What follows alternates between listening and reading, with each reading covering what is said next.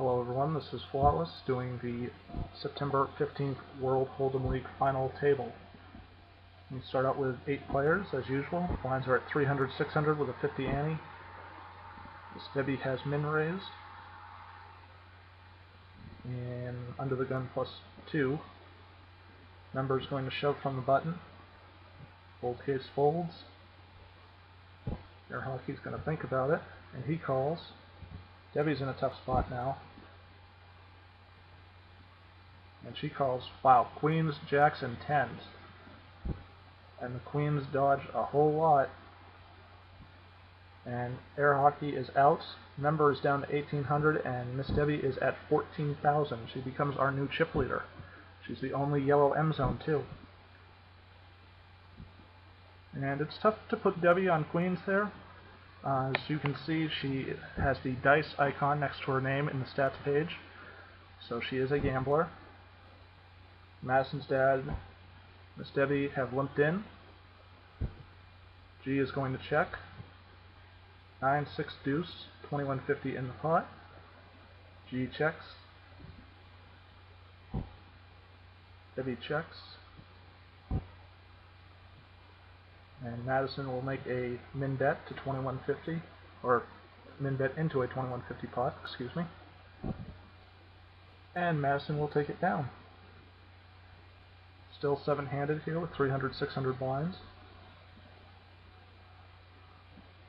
And table is pretty dynamic. You've got a red, 1 yellow zone, 2 orange zones, and 3 red zones, and a gray zone.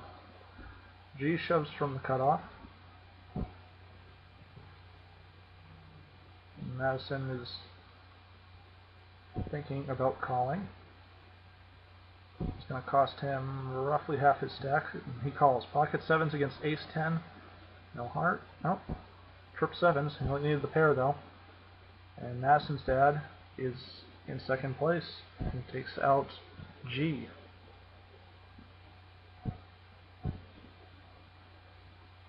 Down to 6-handed.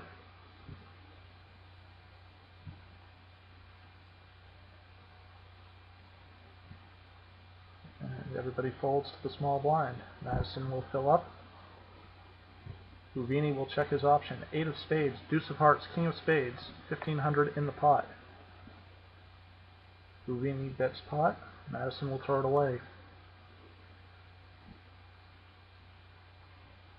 So the cold case is still the short stack. And he shoves from under the gun. I don't blame him. He's going to be in for 600 the next hand anyways. Miss Debbie will make the call. Houvini folds. Member should be calling here. I got to call another 402. Wow, Member shoves all in front of cold cases all in. Debbie's going to call with pocket 6s, and she hits a flush, going runner, runner, runner for it against ace 8 and king queen, and takes out 2 players, and we're already down to 4-handed. So Miss Debbie has the lead now, and she's sitting pretty comfortably. She can probably skate in the heads-up play if she keeps her nose clean.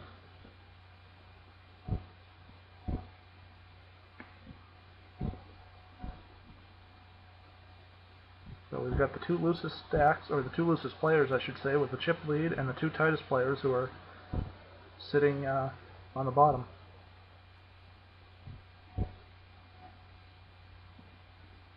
We've got Bay-Jack, Debbie, and Madison's dad.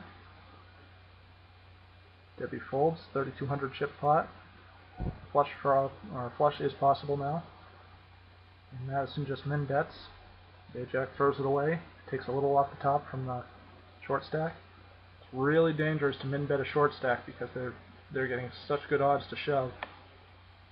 That's a real dangerous thing to try and push around a short stack if you're not going to push them all in, if you don't have that conviction. Bay-Jack, Queen 9 against Ace 9, and Madison's dad is taking us to 3-handed, which I believe is in the money. Houvini min raises out of the small blind. 5 of diamonds, ace of spades, 8 of clubs. Houvini bets, I believe he bet pot. If it wasn't, it was close to it.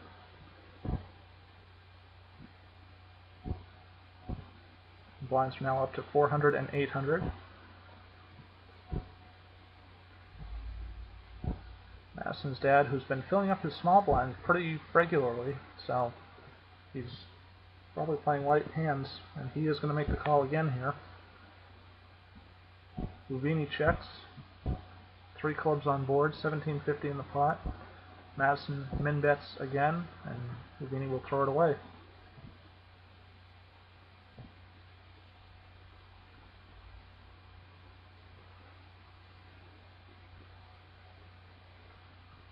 $400, 800 blinds still. Whl is going to fill up. It's going to be a battle of the blinds again. 6 of spades, jack of spades, ace of hearts. Whl checks, Miss Debbie checks.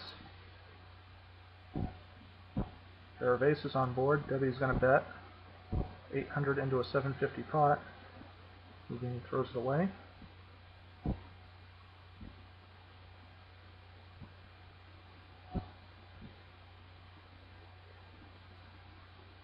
Madison's dad's going to make the call on the button. Small blind folds, and the 2 big stacks are going to go at it. King of spades, king of clubs, 5 of clubs, 5 of spades. Madison min bets again and throws it away. Miss Debbie will throw it away. So you can see Madison's dad's been betting a lot on the flop, but he hasn't been betting much. That's usually a weak sign. When someone bets like that constantly and they're just min betting the pot, it's usually they're just trying to take it down. And a lot of those times, wow, that was a big hand, flop the boat or heads up. But as I was saying, when you bet 800 into a $25,000, $3,000 pot, you're giving the other player a lot of options to call you with and some good odds to kind of chase you out. So sometimes you have to make that call even if you don't have anything, just to keep them on a balanced attack.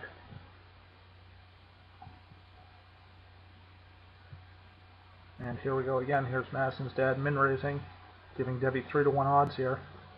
If she had a couple of diamonds, she probably could chase there. If she was open-ended, she could probably call there.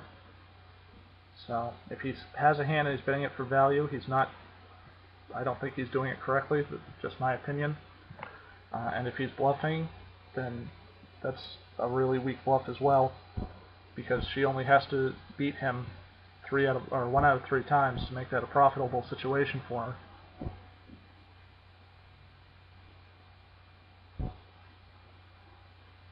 But no one seems to be willing to make the call here, and Madison's been getting away with it, so if it works, run with it. And this was kind of the way we saw WinJ run the other night, where Debbie was being very aggressive. She was taking control of the table through the ring game, quote-unquote, portion of the program. Got down to 6-handed, she turned up her aggression. Now that's become heads up. She's taken her foot off the gas here, and Madison's dad has just been plowing her over. I believe they started with about a 5-to-3 chip advantage, and now he's at almost 2-to-1. Actually, almost 3-to-1. And the blinds are rising, so she's going to have to make a push with something. Madison is now green M zone, which is a very comfortable spot to play heads-up poker. He doesn't have to make a whole lot of decisions, and he doesn't have to put a whole lot of his stack in to put Debbie in the pressure cooker.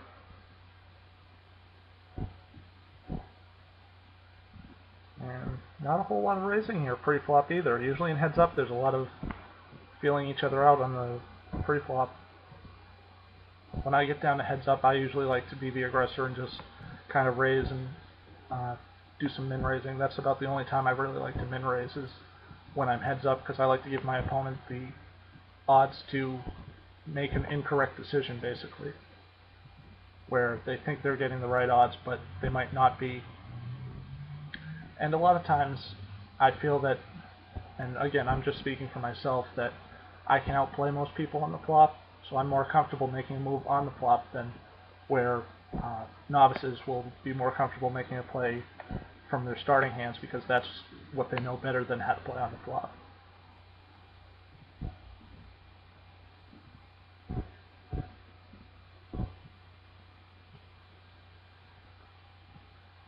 And Madison finally makes a pot bet. Be interesting to know what he had there, what made him bet pot, and because that's a really out of sync bet. If he's been bluffing with those little min bets, I would have liked to. Wow. Shows all in 31,000 to win 800. I don't know. That was uncharacteristic as well. He's been playing a lot of hands, but he's been calling and just min betting. And those were two out of characteristic plays for him. And now he's back to just calling. That's something interesting to pick up on.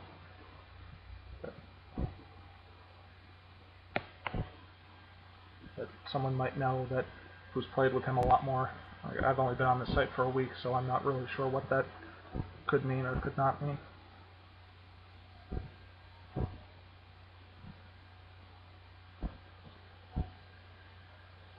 Big board out there. Ace of hearts, queen of clubs, king of hearts. Two of hearts makes a straight and flush possible now. Pair of queens on the board makes even more draws come to fruition. And Debbie's going to win with 2-4. Now you see there, we saw Madison min betting there, and he only had 9-6. So that tells you something. That if he's min betting, he's probably, he might be weak. It might have just been that one hand, but that would be something that I would take a note on, that when he's been min betting, he turned over 9 high on the river. And again, with heads up, it's kind of hard to do player profiling, because you can't really take into account what they did during a ring, when they were in a full ring game or when they were shorthanded, because it's such situational poker when you get down to heads up, and it's so momentum based, where you would do things that you normally wouldn't do at a full ring table. Usually when I'm taking notes on someone, I like to break it down into 3 sections: what they did at a full table, what they did when we got to 6-handed, and then how they play heads up. So that way none of the notes will mesh with each other.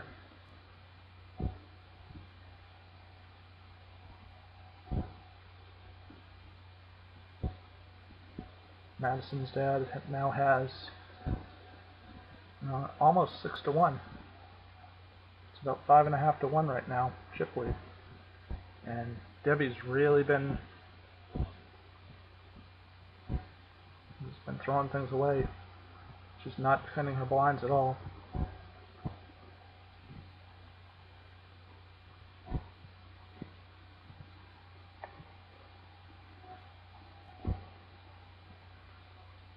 And you can also see down in the stats section that Debbie is folding to steals about 67% of the time. That's pretty high for heads up. That means she's folding almost half her hands, or well over half her hands.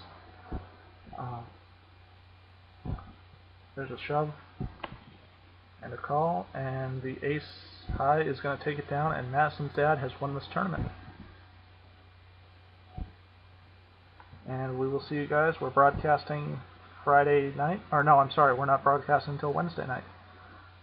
So the final table should be up though for Friday.